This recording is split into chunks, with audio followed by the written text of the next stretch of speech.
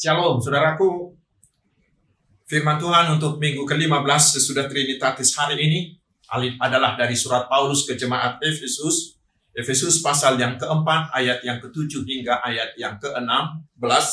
Tetapi saya akan bacakan hanya ayat 11 hingga ayat 13. Dan ialah yang memberikan baik rasul-rasul maupun nabi-nabi, baik pemberita-pemberita Injil maupun gembala-gembala dan pengajar-pengajar, untuk memperlengkapi orang-orang kudus bagi pekerjaan pelayanan, bagi pembangunan tubuh Kristus. Sampai kita semua telah mencapai kesatuan iman dan pengetahuan yang benar tentang anak Allah, kedewasaan penuh dan tingkat pertumbuhan yang sesuai dengan kepenuhan Kristus. Demikian firman Tuhan.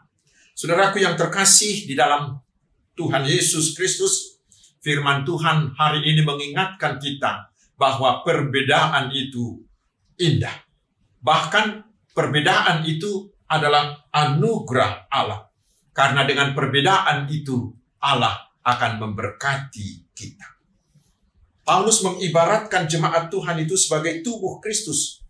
Sama seperti tubuh yang terdiri dari beraneka ragam anggota tubuh yang berbeda satu sama lain, tetapi tetap satu sebagai tubuh. Demikianlah juga gereja terdiri dari orang-orang yang berbeda suku, berbeda ras, berbeda jenis kelamin, berbeda tempat, berbeda bahasa, berbeda warna kulit, berbeda profesi, dan lain-lain. Tetapi tetap satu sebagai tubuh Kristus. Satu dalam iman, satu dalam baptisan, satu dalam pengharapan. Dengan demikian, saudaraku, anggota tubuh Kristus, sebagai anggota tubuh Kristus, kita semua adalah bersaudara. Apapun bangsamu, apapun sukumu, apapun warna kulitmu, kita adalah saudara karena nama Tuhan Yesus Kristus. Dan kita adalah sederajat. Tidak ada yang lebih tinggi, tidak ada yang lebih bawah. Karena kita semuanya adalah sama-sama yang sudah ditebus oleh darah Tuhan Yesus Kristus. Dan juga kita sama-sama berguna. Semuanya sama-sama terhormat sebagai orang-orang yang sudah ditebus oleh Tuhan Yesus melalui darah kudusnya. Karena itu, saudaraku, agar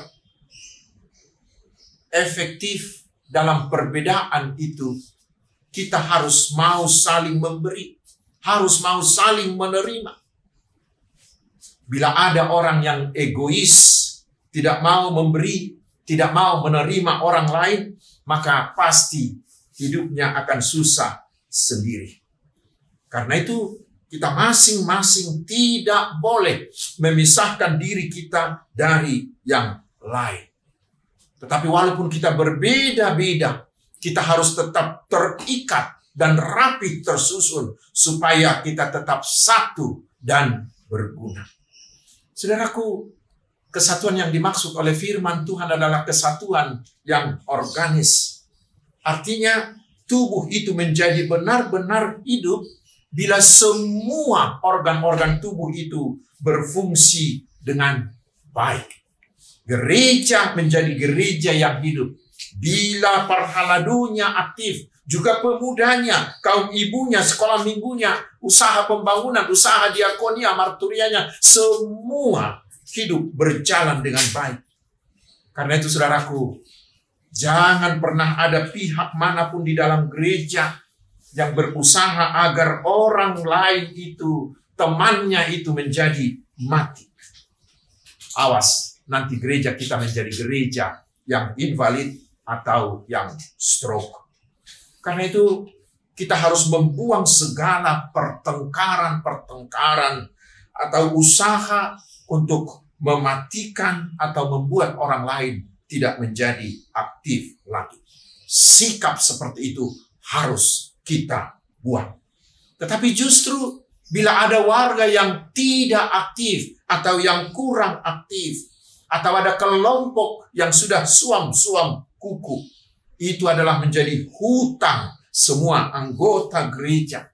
Kita harus berusaha terus-menerus membuat mereka semua menjadi hidup dan berfungsi dengan baik. Sehingga gereja kita menjadi gereja yang sehat, yang dapat bertumbuh dan berbuah. Saudaraku yang dikasihi Tuhan Yesus Kristus, kita harus menyadari juga mengapa Tuhan mencipta kita dan membangun gerejanya dengan perbedaan itu. Mari kita baca ayat 12, yaitu untuk memperlengkapi orang-orang kudus bagi pekerjaan pelayanan, bagi pembangunan tubuh Kristus.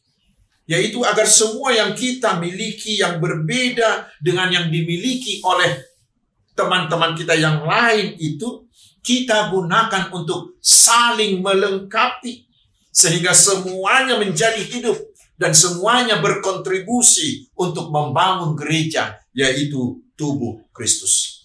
Semuanya harus terus berusaha untuk membantu sesamanya anggota jemaat, agar semuanya menggunakan potensi yang telah Tuhan berikan itu untuk digunakan memperluas kerajaan Tuhan.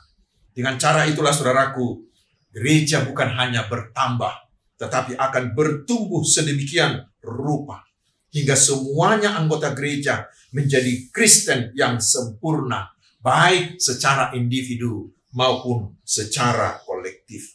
Semuanya bertumbuh di dalam kasih, bertumbuh menjadi Kristen yang berbuah, yang mampu menampakkan buah-buah imannya dalam seluruh kehidupannya. Dengan demikianlah kita bisa menjadi garam, menjadi terang, dan menjadi berkat bagi sekitar kita. Saudaraku, itulah tujuan Allah mencipta perbedaan di antara kita. Karena itu, selamat berbeda, tetapi selamat tetap bersatu di dalam Tuhan Yesus Kristus. Tuhan Yesus memberkati kita. Amin.